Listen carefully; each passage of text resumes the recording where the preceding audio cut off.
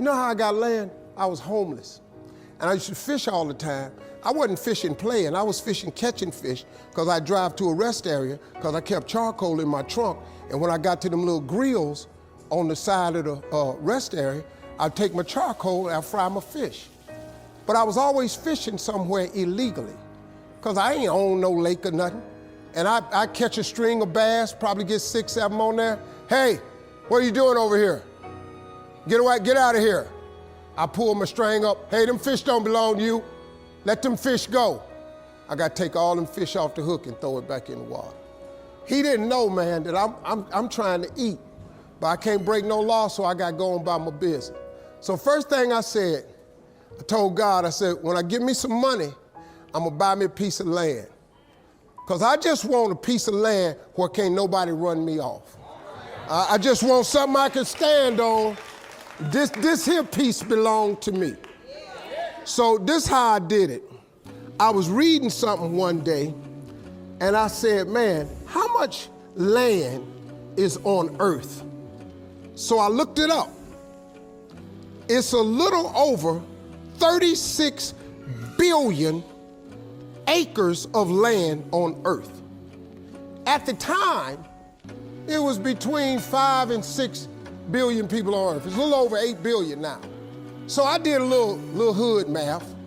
I said to myself, if it's 36 billion acres of land and it's 6 billion people, just to me, everybody ought to have 6 acres of land.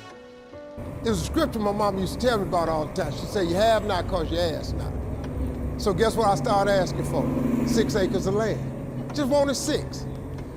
So I messed around and got my first piece of money.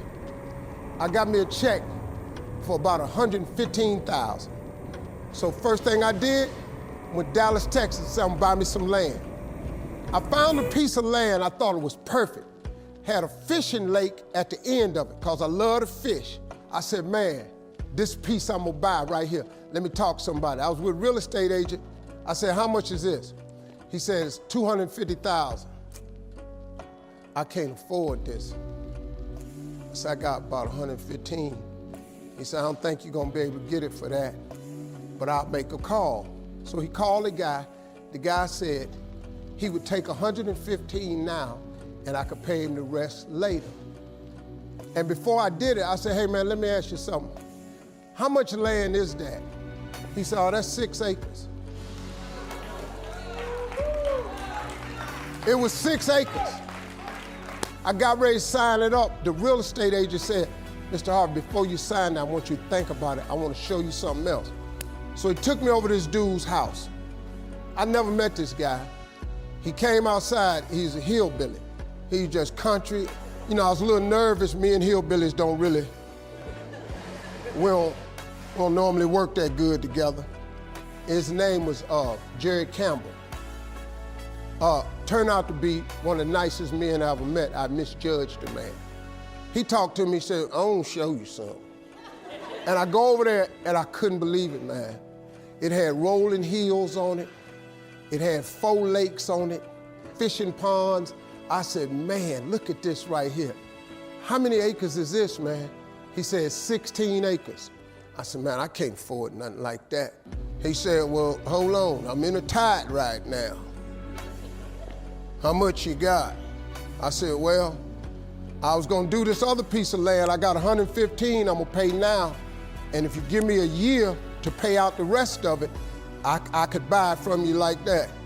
He said, tomorrow morning, if you bring me a $115,000 check, I'm gonna give you this land. So I got the 16 acres of land the next day. So I said, wow, that's how it worked. You have not because you ask not. I asked for 6. Soon as I was gonna buy the 6, he put some grace on it. Next thing you know, I got 16 for the same money. So I got to thinking, I got a couple partners in Cleveland that's locked up. They not getting out of prison. So I asked God, could I have a 6?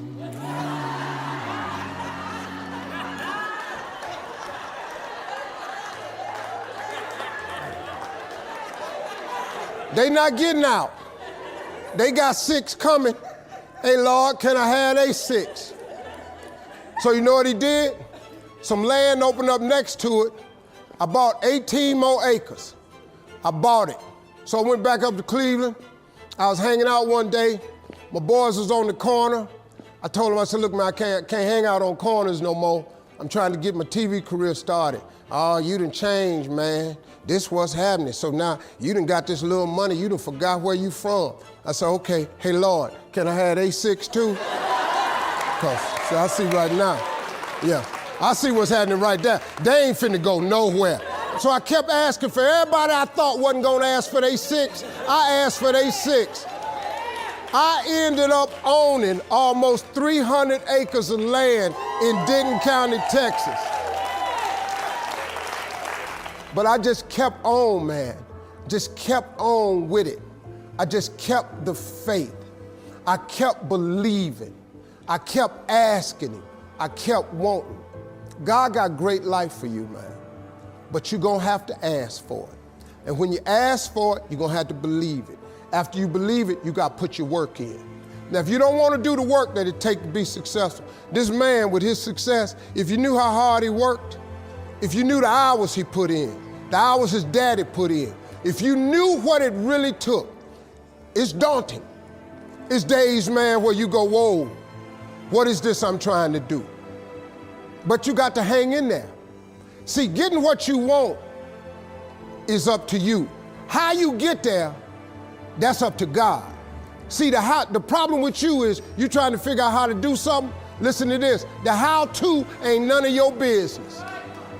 The Bible don't tell you to figure nothing out. It say ask, believe, and receive. Now, see, you keep going down these churches, they keep telling you this, but you ain't listening. I'm asking you to listen.